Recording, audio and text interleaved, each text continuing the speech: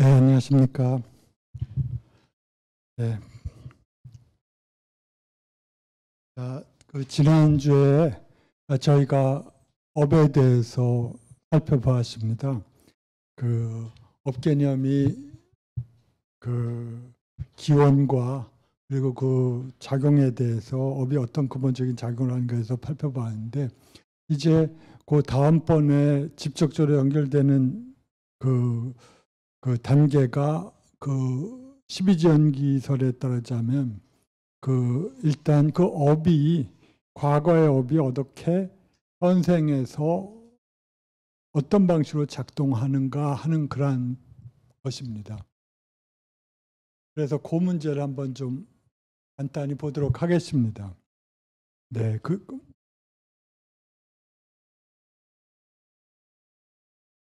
네, 저희가 지난 시간에 이 세친의 구사론에 나오는 이 구조를 가지고 설명을 드렸습니다.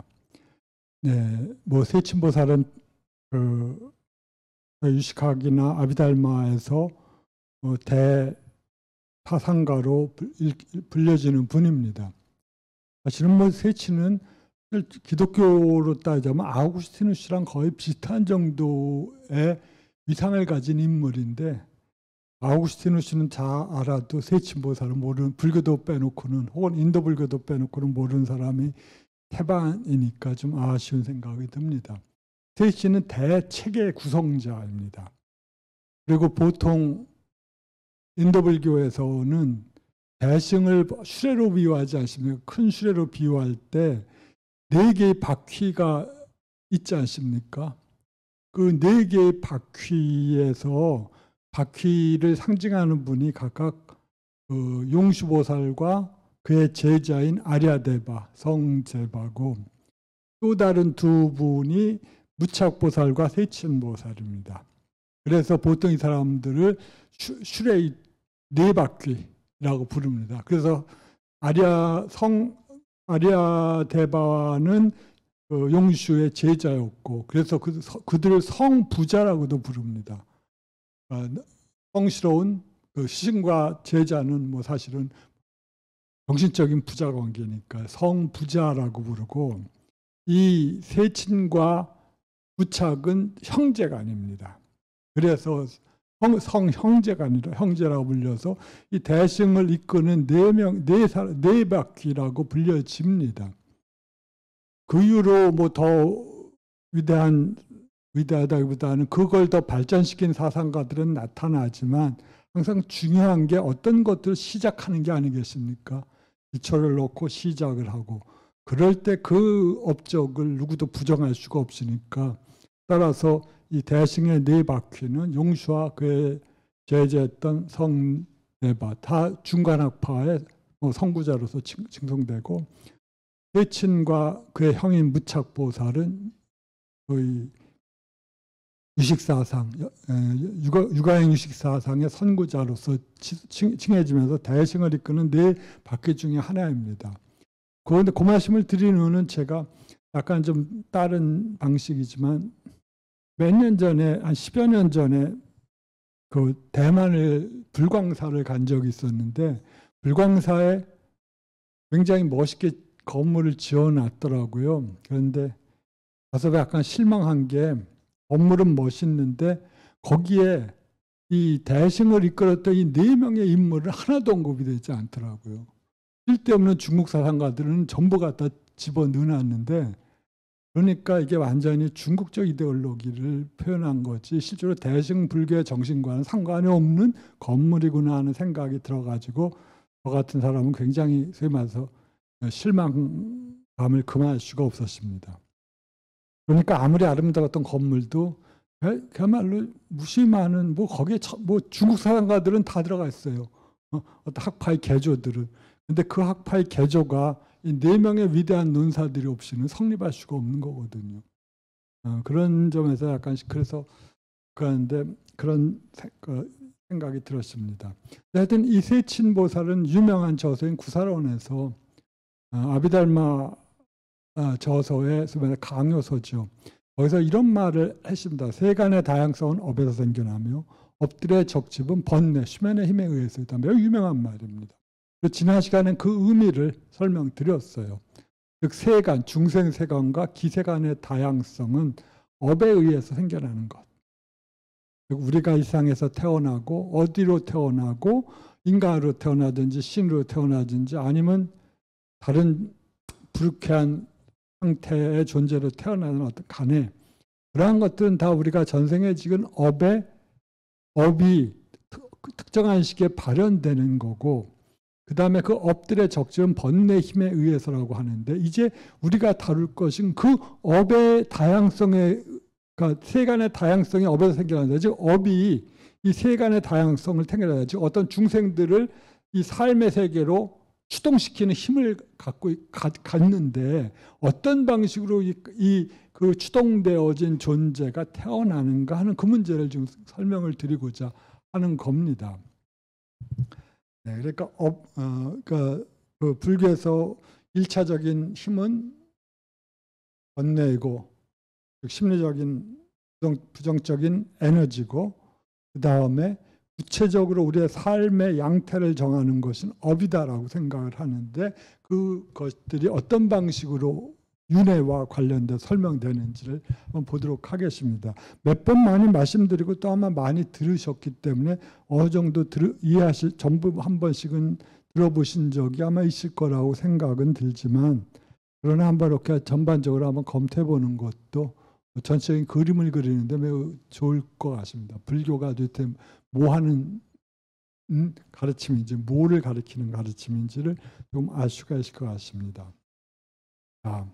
그리고 이 문제는 초기 불교에서 그 붓다께서 직접적으로 설하셨던 12지연기 속에서 두 번째 지인 행과 세 번째 지인 식, 그 다음에 네 번째 지인 유깁과 관련되어 있습니다. 첫 번째 지는 여러분들이 잘 아시다시피 무명이지 않겠습니까? 그런데 구체적으로 윤회에서 어떻게 우리가 윤회 과정 속에서 어떻게 태어나는가를 말할 때는 보통 십지에서 시작을 합니다. 왜냐하면 무명이라든가 행이란 것이 일종의 그냥 전반적인 그냥 그런 것이죠. 전반적으로 우리가 윤회하는 건 사성제를 몰랐기 때문이야.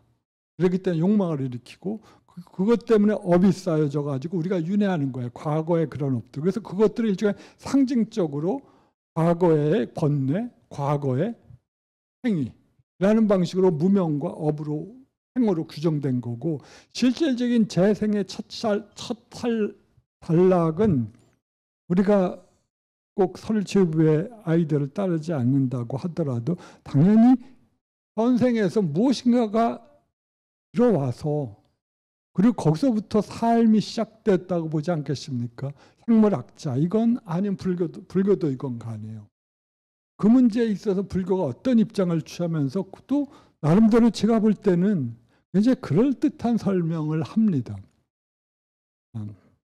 부처님의 말씀을 그럴듯한 설명이라고 해갖고 한다고 비난할 수도 있겠지만 사실은 그럴듯한 설명입니다. 모든 설명은 다만 설명의 힘을 갖고 있을 때 그럴듯해지거든요. 그러니까 지금의 설명을 하려면 보다 더 설명의 힘을 다른 방식으로 똑같이 불교의 기본 정신을 취하되 설명의 힘은 조금 더 보완해서 설명할 필요가 있다고 아마 부처님도 동의하실 거예요. 그 당시 부처님의 설명은 아마 그 당시 불교 의학의 지식에 의거하고 또 부처님이 또 나름대로 천안을 가지고 보신 어떤 내용에 의거해서 그걸 재해석하신 거라고 저는 생각하거든요. 공유하고 있는 불교 의학계의 혹은 인도 의학의 지식이 없었다면 그것들이 세간에서 활용되고 알지 못했다면 그거 설명해봤자 아무런 설명에 힘이 없지 않겠습니까? 그러니까 절대적으로 그건 그렇게 설명하지 않으셨겠죠. 그런데 이미 그러한 지식들이 어느 정도 세상 사람들에게 알려져 있으니까 붓다께서는 그 아는 지식의 정도를 의거해서 보다 더 직접적이고 마치 눈앞에서 일어나는 것처럼 그 사건이 그런 방식으로 설명을 하시고자 한 거거든요. 지금 우리들은 뭐 물리학자, 화학자들이나 혹은 생물학자들에 의해 생명 탄생이 어떤 식으로 진행이 되는가를 볼 수가 있어요. 그것도 물론 하나의 설명력에 지나지 않지 그 일종의 그 방식대로 진행된다고는 저는 믿지 않습니다. 그렇지만 어쨌든 그 방식대로 설명할 때 그럴듯하게 사람들에게 호소력을 갖고 설명을 할 수가 있거든요. 그것들이 물론 과학이라고 하는 힘을 빙자해가지고 우리에게 또 강요하는 어떤 점도 있지만, 그래서 그렇지만 거기는 불교적 상식에 입각해서 부정할 건 부정하고 취할 건 취하면 된다고 생각을 합니다. 취할 것은 뭐냐? 그들의 설명에 있어서 이거 과학적인 데이터들이고, 취하지 말아야 될 것은 그들이 갖고 있는 물리주의적 관점이죠. 그런 것들은 불교와 화합될 수 없거나 불교와 타협할 수 없기 때문에 불교도들은 당연히 이걸 거부해야 된다고 생각을 합니다. 만약 그걸 따른다면 불교적 정신은 남아 있을 데가 없어요. 그런 방식대로 하여튼 저는 그 설명력 갖고 좀 말씀을 많이 드렸지만 이러한 방식에 의해서 설명을 드리려고 합니다. 그래서 12정계에서 두 번째지 이것은 업입니다. 일본 학자들은 그 업에 의해서 형성돼 간다고 하는 것들은 형성력이라고도 뭐 번역하고도 하는, 다시 인터프리테이션을 하기도 하는데, 어쨌든 간에 행위라고 하는 것은 그 과거에 우리가 행했던 행위, 그리고 그 행위가 어떤 것을 산출할 수 있는 형성력을 가리킵니다. 식은 무엇이냐? 우리가 12정계에서 잘 알듯이 식은 현생의 첫 찰나입니다. 즉 정신적인 요소들이에요. 그리고 그 다음에 네 번째 지가 유깁이라고 불려지는 거여서 우리가 유깁이라고 할 때 내육처를 말하고 있습니다. 즉 내적인 감각기관이에요. 혹은 미안합니다. 이거 잘못 썼네.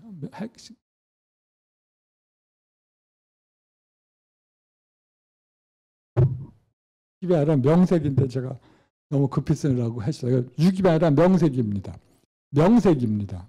하여튼 그래서 특히 그래서 오늘 설명드릴 것은 지난 시간에 업을 설명했기 때문에 어떻게 식이 이 재생 과정에서 그런 핵심적인 역할을 하는가, 그리고 명색, 즉 오온이라고 하는 요소와 어떻게 연관시켜서 어떻게 자기 존재를, 불교에서는 자체 존재라고 하는데 자체 존재를 형성하는가 하는 점을 말씀드리고자 하겠습니다.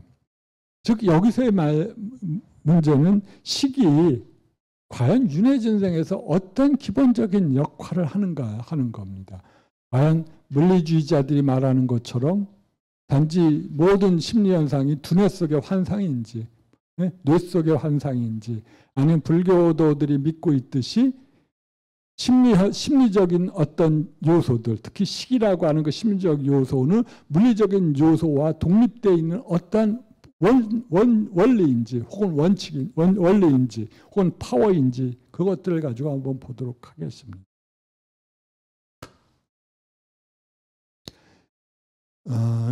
우리가 식이라고 할 때 항상 뭐 너무 단수 한 단어로 한 글자로 말하니까 참 좀 거북한 느낌이 있기도 합니다. 저 같은 경우는. 왜냐하면 한문 조어가 대부분 두 글자로 이루어져 있기 때문에.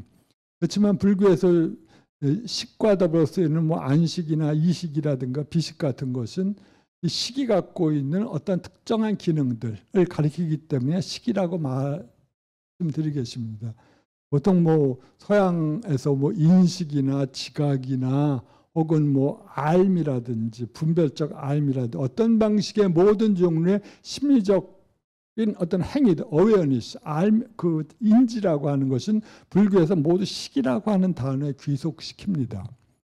양태로서는 당연히 식은 우리가 잘 알고 있듯이 시각, 청각, 후각, 미각, 촉각, 그리고 이 다섯 가지를 총괄해서 무엇이라고 판단하는 의식이 있습니다. 의식이란 단어는 우리가 너무 잘 알고 있지만, 그리고 일상적으로도 뭐 많은 사용하고, 특히 뭐 학문적인 방식에서 인문학이나 철학을 하는 사람들은 의식이란 말이 가장 줄겨 사용되는 단어이긴 하지만, 그러나 이것이 바로 불교 용어입니다. 불교에서 특정한 제6식을 가리키는 단어로 사용된 걸 19세기 말에 일본 학자들이 그걸 그냥 의식이란 말을 차용해서 영어의 consciousness 혹은 독일 말로 Bewusstse인을 그냥 번역해버린 거예요. 그러니까 안타깝게도 불교에서 의식이 갖고 있는 고유한 의미가 사라져버렸어요. 그러니까 불교를 공부할 때는 그걸 다시금 구별을 해야 됩니다. 어쨌든 간에 이 식이라고 할 때 두 가지 의미가 있습니다. 하나는 알미라고 지각이라고 하는 의미에서의 식입니다. 우리가 안식이라고 할 때는 비주얼 컨셔스니스입니다. 혹은 비주얼 어웨어니스입니다. 우리가 시각적인 알미예요. 청각이라고 하면 소리를 매개로 해서 아는 것이고, 후각, 미각, 촉각이라는 것도 우리가 피부에 있는 촉각을 매개로 해서 우리가 신근이라고 불려주는 그 매개로 해서 어디에 접촉했을 때 느껴지는 단단하다, 딱딱하다, 부드럽다 등등의 어떤 감각들입니다. 감각들입니다. 그런데 이것들을 우리가 잘 알고 있는 거예요. 12처 18개라고 하는 불교의 가장 중요한 교설에서 부타께서는 12처 18개를 굉장히 강조하셨습니다. 저도 계속 그에 따라서 강조 드렸기 때문에 불교를 공부한 사람들은 적어도 그리고 아비달마 철학은 바로 이 12처의 분석에 그야말로 명운을 걸었어요. 즉 어떻게 우리의 알미 일어나는가. 조건적 알미 생겨나는데 소위 6인, 5인, 그렇죠. 6인 4연 5과라고 하는 방식으로 인과 관계에 의해 조건져서 계속적인 우리들의 대상에 대한 알미 계속적으로 일어나는데 그것을 분석하는 것이 아비달마의 가장 중요한 사명이었습니다. 왜냐하면 우리는 전부 그렇게 일어나는 걸 리얼리티라고 생각을 하고 있거든요. 그것만이 세계라고 생각을 하고 있는데 부타가 볼 땐 그건 세계가 아니거든요. 즉 있는 그대로의 세계는 아니라 우리의 감각기관에 의해서 포착된 정보에 지나지 않았습니다. 있는 그대로의 세계는 그것이 아니었어요. 그러니까 우리가 즐거운 걸 보면서 갖고 싶다. 혹은 아름다운 소리를 들으면서 좋아하고 맛있는 음식을 먹으면서 먹기 위하여 세계 각지를 돌아다니고 요새는 그것들이 가장 좋은 비즈니스 하나일지 모르겠지만 그러한 방식으로 우리가 세상에 대한 정보들을 수집하고 그것에 대해서 기호를 느끼고 혹은 어떤 것을 싫어하기도 하면서 그러한 방식으로 이 세계를 이해하고 있는데 그러한 방식의 알은 있는 그들의 세계가 아니라 너의 기호나 관심에 따라서 조합된 혹은 구성된 세계에 지나지 않는다는 걸 부타는 보여주려고 했기 때문에 육식이라든지 혹은 12처 그 지각이 어떻게 생겨나는가를 분석하는데 아주 가장 중요한 가르침에 초점을 맞췄다고 생각합니다. 우리가 볼 때는 12처나 18개가 뭐 그렇게 대단한 가르침인가라고 생각할 정도로 매우 단순한 형태가 되어 있는데 부타께서는 그것이 올이라고 생각했어요. 사르바. 12처는 모두고 18개도 모두다라고 생각했어요. 5는 무위법이 빠지기 때문에 전체는 아니지만 그러나 어쨌든 간에 그러한 5인 12처 18개를 불교 사상에서 가장 중요한 세 가지 범주라고 간주했고 그것이 불교 사상의 기초를 이룹니다. 그런데 그 무엇은 거기서는 말씀드렸듯이 지각의 분석이에요. 우리들의 알미 어떻게 일어나는가 하는 걸 분석하는 겁니다.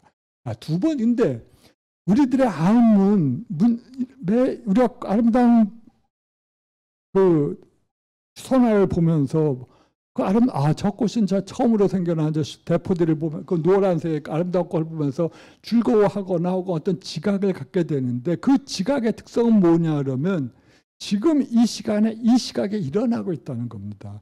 불교는 모든 것을 찰나의 하나의 지각 단위에 0.015초라고 하는 매우 짧은 지각 단위 속에서 하나의 인식이 일어나고 소멸하고 그 다음 찰나에 또 다른 인식이 일어나고 소멸하고 그런 것이 끝없이 반복된다고 생각을 했어요.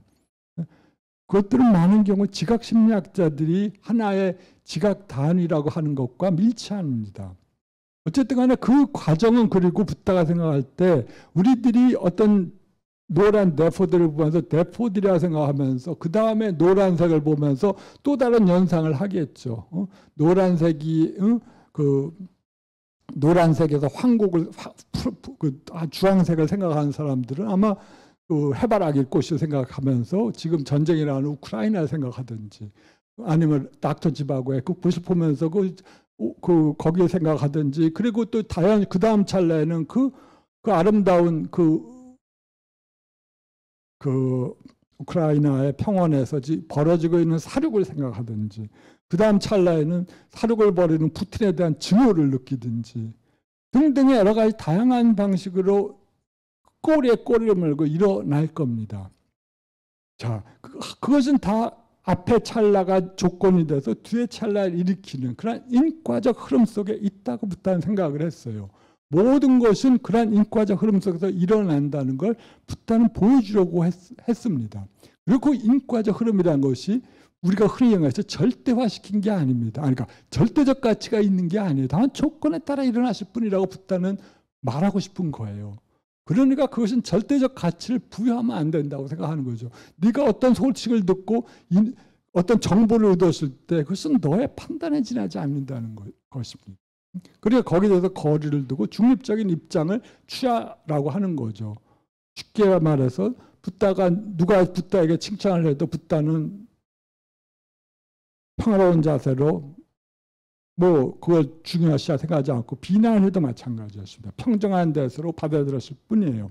그와 같이 그는 어떤 주어진 정보나 주어진 것들을 절대화시키지 말라고 그때 비로소 우리들에게 있어서 평화로운 세계가 열릴 수 있다고 생각을 했어요.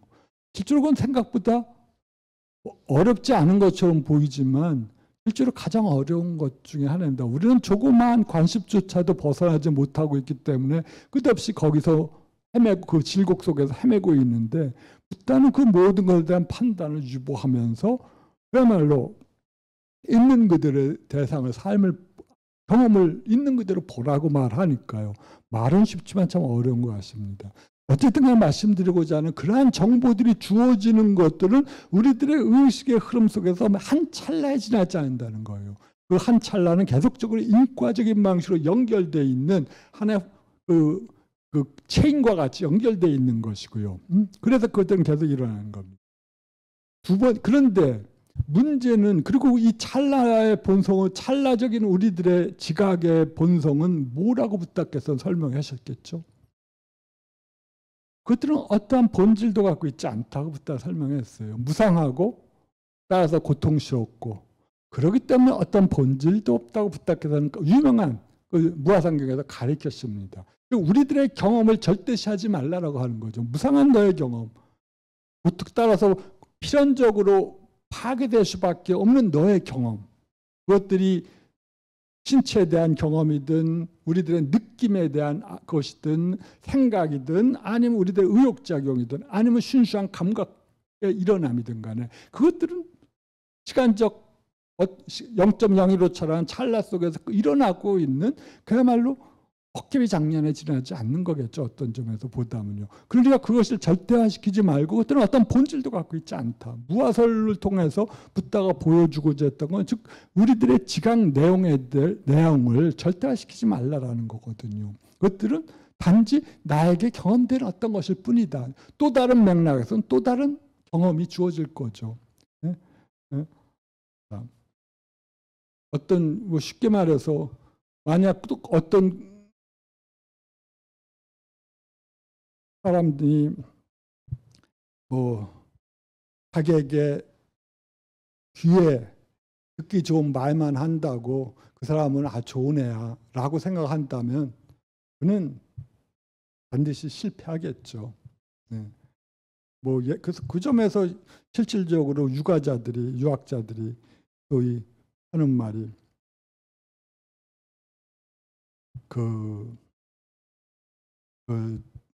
좋은 말은 귀에 거슬리고 나쁜 말은 귀에 쏙쏙 들어오는 그런 거 아니겠습니까?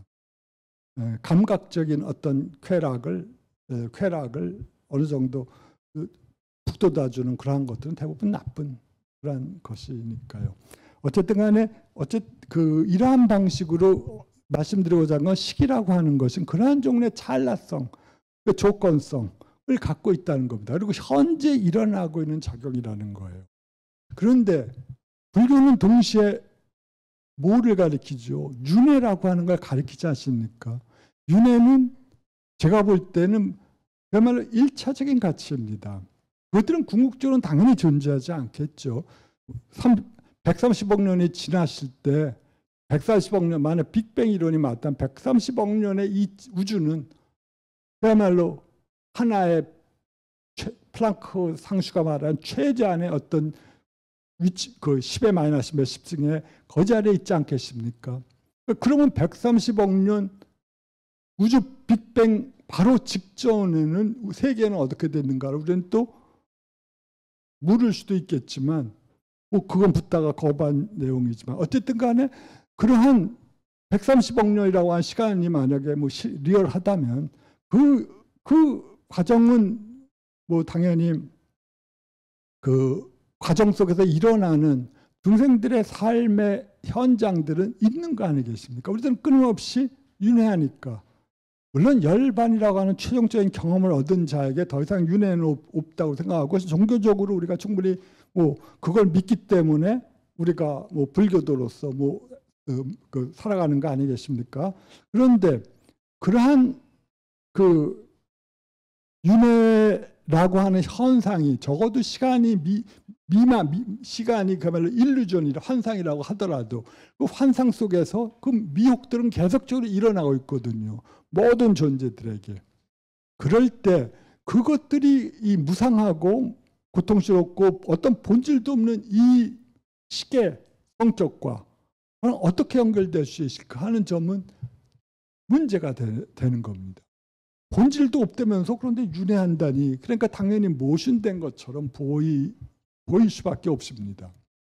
자, 그 점에서 이 식이 갖고 있는 이 두 가지 성격을 초기불전은 그럼에도 불구하고 아무런 모순을 느끼지 않고 사용했던 것 같아요. 붓다는.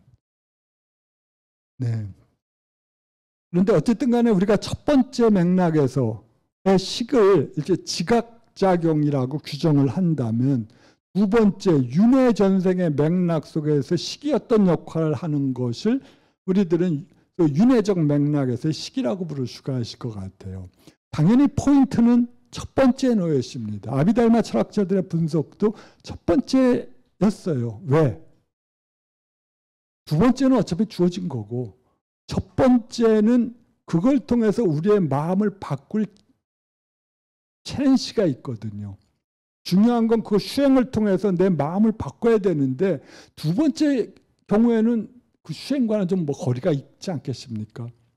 내가 도통한 뭐 밀라레빠와 같은 그런 수행자라면 당연히 그 윤회 과정 속에서 내가 죽은 후에 중유 속에서 깨달음을 얻어갖고 뭐 열반으로 가는 길을 택할 수도 있겠지만 그건 일반인들에게는 불가능하니까요. 그렇지만 일반적인 수행자에게 가장 필요한 것은 우리들이 살아있는 삶의 현실 속에서 그러한 가르침을 통하여 무상고 무아를 통해서 마음을 변화시킬 거의 그 힘은 주어져 있다고 생각을 했거든요. 그러니까 붓다나 아비달마 철학자도 그런 변화, 마음의 변화 가능성이라는 점에서는 당연히 첫 번째에 초점을 맞출 수가 없죠. 두 번째는 뭐 윤회전생 그래 그런데 그것이 어떻게 그걸 변화시켜? 라고 묻는다면 당연히 변화시킬 수 없습니다. 제가 예전에 죽음 앞에서 참된 자기를 발견하기 어떤 원고를 받아 쓴 적이 있었는데 거기에 보니까 우리가 잘 알고 있는 그 연화생 빠드마삼바바가 그 중유 속에서 중유라고 하는 것은 우리가 죽은 후에 재생하기까지의 그 텀 속에 있는 그 중간 단계의 생을 말합니다. 그 속에서 열반에 드는 방법을 가르치려고 했던 거거든요. 그러니까 살아있어도 정신이 없는데 죽은 후에 그 모든 걸 기억할 정도의 명확한 기억을 가지고 있다면 그는 벌써 충분히 깨달으실 만도 하실 텐데, 이 파드마스암바바가 볼 때는 그 부다와 같이 현생에서 깨달은 자도 있고 또 그 죽는 순간에 깨달은 자도 있고 사유에 입각해서 깨닫는 자도 있다고 합니다.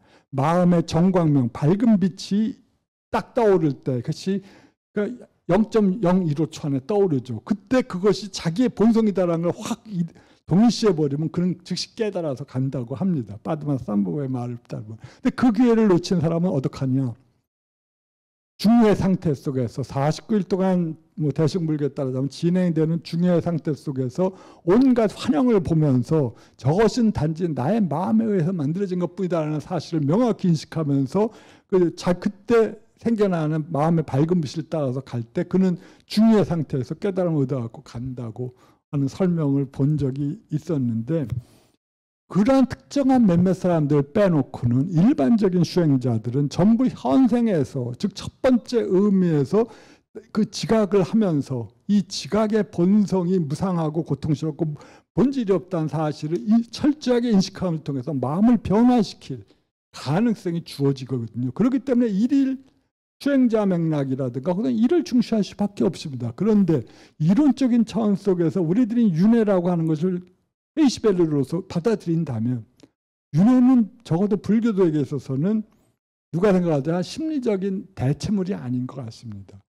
그렇다면 붓다는 매우 재미있게 모든 것 심리적인 대체물이기도 하고 동시에 심리적인 그 대체물이 객관화된 방식으로 드러난 것이라고 생각을 했어요. 아까 어려운 말인데 그것 때문에 불교가 끄는 재미있는 아이디어입니다.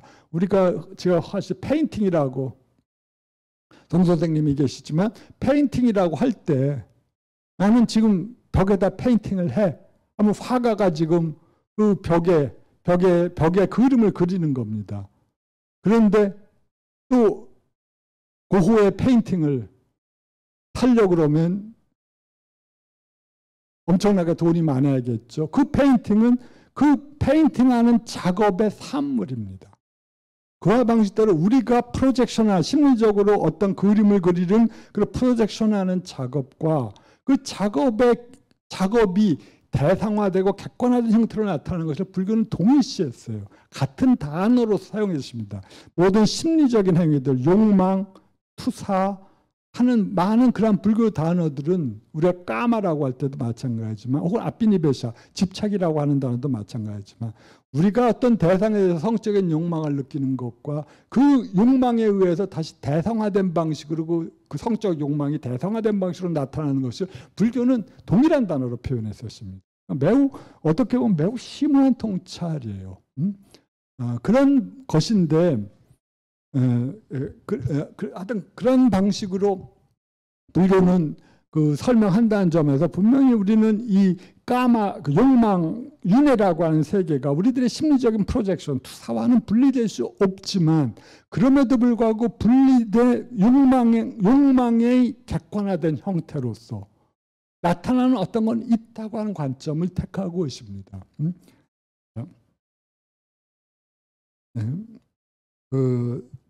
그런 점에서 지금 윤회는 분명히 심리적인 어떤 우리들의 투사를 떠나서는, 심리적인 투사 행위를 떠나서는 존재할 수도 없지만, 그래서 그 심리적인 투사 행위가 끝날 때 윤회의 끝, 열반이 있다는 건 너무나 당연하겠지만, 그 심리적인 우리들의 프로젝션, 욕망 행위에 의해서 또 동시에 세계가 구성되고 있다고 하는 것을 전제로서 깔았던 것 같습니다. 붓다 자신이.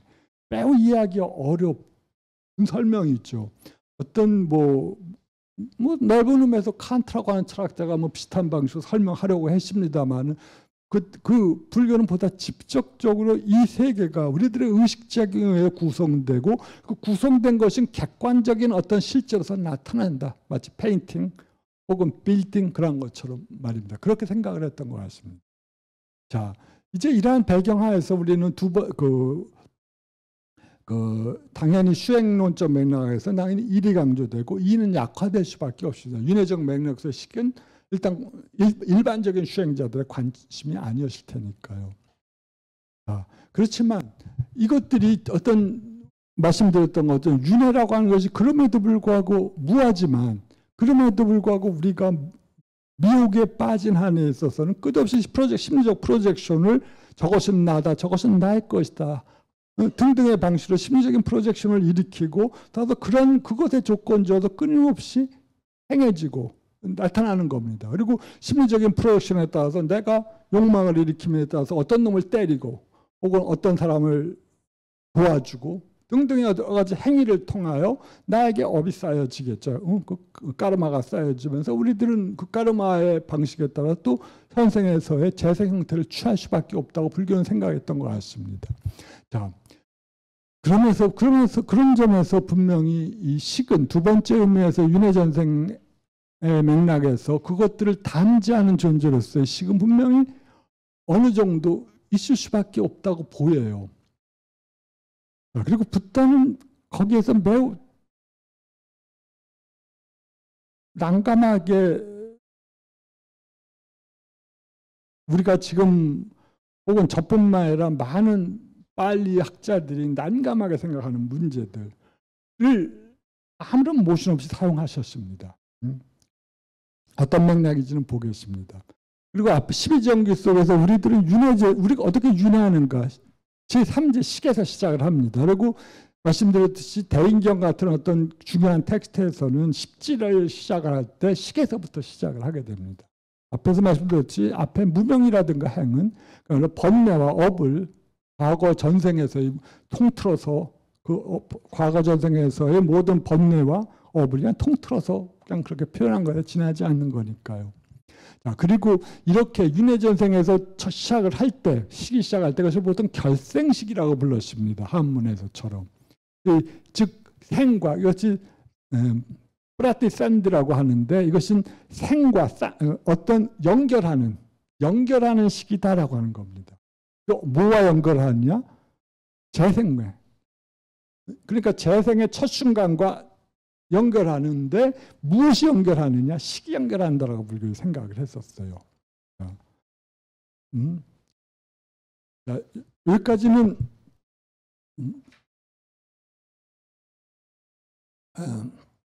충분히 어느 정도 이해하실 수 있을 거라고 생각을 합니다. 자, 그리고 이제 결생이 성립하기 위해서는 즉 식이 우리들의 재생의 첫 순간과 성공적으로 접합하기 위해서는 세 가지 조건이 필요하다고 생각했는데 매우 첫 번째 두 가지는 매우 상식적인 겁니다. 우리가 포유류라고 생각할 때 어머니가 임신할 수 있을 주기가 돼야 돼요. 어머니가 건강하고 그다음에 가임기에 있어야 됩니다. 두 번째가 우리가 포유류인 한에서 부모가 성적인 결합을 하고 있어야 돼요. 두 가지가 없으면 예수님처럼 그렇게 태어날 수는 아니라고 생각을 했었습니다. 불교는 매우 생물학적인 혹은 생리학적인 접근을 매시로 깔고 있기 때문에 물론 붓다도 신화적인 설명이 있죠. 브라만들은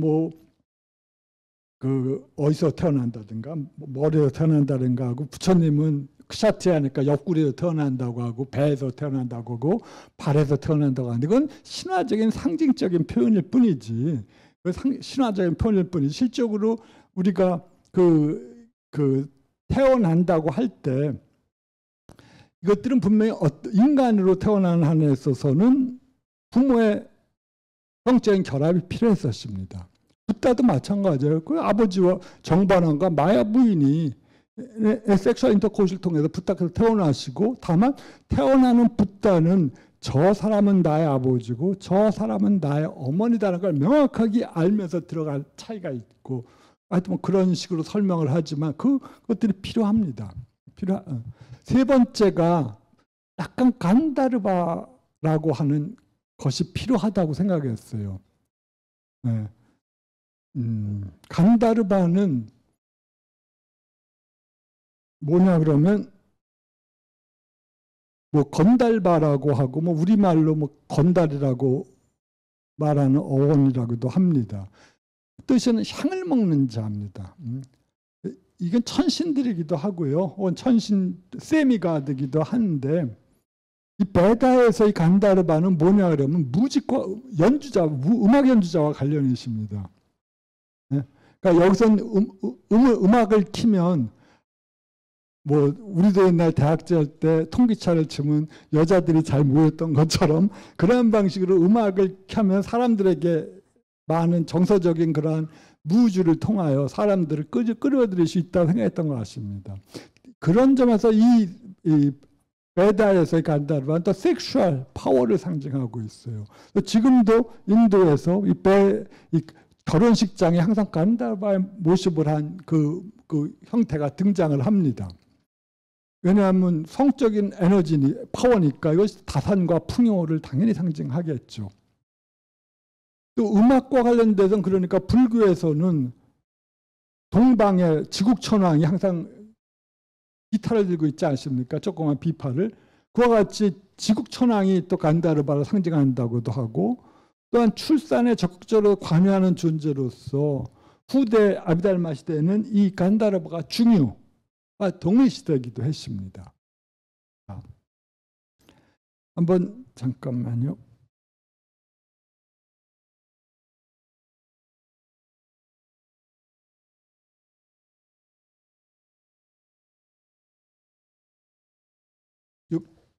네. 간다르바를 보여드리고자 하는 건데 너무 멀죠. 이게 비파를 타고 있는 그 타일란드에서 우드 케이빙 그 나무 조각으로 만든 간다르바입니다. 그리고 여기에 그 BC 1세기 경에 마투라 지역에서 출토된 이 간다르바 날개 달린 다 안 보이시죠? 간다르바 상인데 여러분들에게 구글에서 여러분이 간다르바 치시면 이렇게 즉시 나옵니다. 조각을 한번 보시면 되는데 이게 링가 숭배와 관련되어 있고 여기가 링가인데 남군 숭배할 때 링가인데 간다르바들이 옆에서 있고요. 네, 하여튼 이러한 방식으로 그리고 또 저도 처음 봤는데 이 말머리를 한 마두가 이 가장 성스러운 간다르바라고 합니다. 또 이것이 현대에 만든 이게 지국천왕입니다. 느르타 라슈트라가 산스크리트로 지국천왕입니다. 즉 다천왕 중에 동쪽을 맞는 것이 비파를 들고 계신 그건데, 네, 킹 오브 더 간다르바로서 하고 있습니다. 그리고 이것은 나중에 나온 것이지만 간다르바가 앞사라 요정과 같이 있는 모습들이 새겨져 있고 등등 그렇습니다. 네.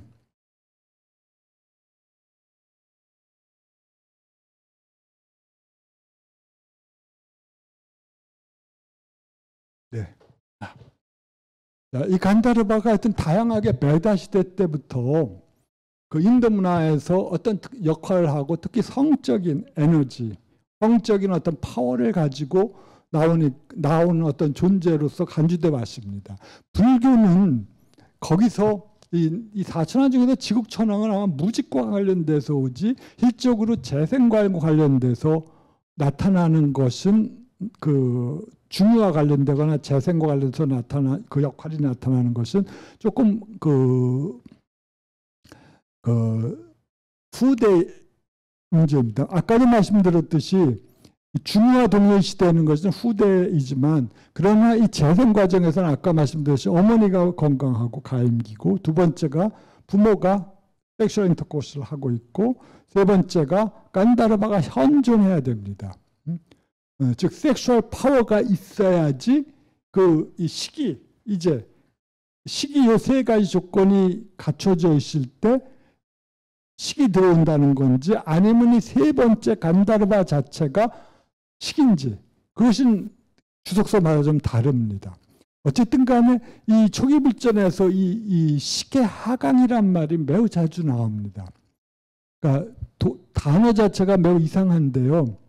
여기서 여러분들에게 많이 관심은 없겠지만 이게 아바크란트라고 하는 말 자체가 그래서 이게 아바가 밑으로라고 하는 뜻이고 크란트가 들어가다라고 하는 의미거든요. 그러니까 하강이란 말이 정확하게 말씀드려요. 그러니까 허공에 떠도는 식이 그냥 그걸 알고 이 모태 속으로 그냥 들어가는 어떤 것들을 표현한 단어가 이 가르바시아 아바크란트 혹은 식의 하강이라는 말로서 사용되고 있거든요. 그래서 이 가르바라고 할 때 그 타타가타 가르바 할 때 그 가르바인데 이 단어 하나만 쓸 때는 가르바는 일종의 배아입니다. 그러니까 아직 그 어떤 아기가 아직 배아적 형태에 있을 때 이것들 가르바. 그래서 잠재력이라는 의미도 갖게 되는 그러한 것이죠. 하여튼 배아 상태에 있는 아기 혹은 그러니까 아기가 태어날 아기가 배아 상태에 있는 걸 가르바라고 보통 그러거든요. 그러니까 그 가르바가 그냥 하강하라는 거예요. 어머니 뱃속으로. 매우 약간 좀 처음에 이런 걸 읽어볼 때는 이런 너무 생생해가지고 거부감이 날 정도더라고요. 매우 시각적인 방식으로 부탁해서 그걸 꼭 설명하신 건데 매우 시각적인 방식으로 그걸 마치 그걸 눈앞에서 일어나는 것처럼 연상을 시켜주는 효과를 가진 것 같습니다. 뭐 하여튼 그래서 이 가르바가 하강이 아니라 비유적인 의미에서 전개되다, 전개라고 하는 의미를 갖고 있다라고 하면서 그 19세기 영국의 추석자들은 그렇게 해석을 하고자 했지만 단어의 맥락 그대로는 그냥 하강이거든요. 그러니까 독일말로 그야말로 독일말이 산스크리트랑 거의 비슷한데 헤랍, 떨어져서 그냥 들어가는 겁니다. 어디로? 모태 속으로. 그러니까 이 그림을 한번 여러분들이 연상하시면 쉬울 거예요. 어떤 상태가 있어요. 이 전생의 업에 이끌려 가지고 이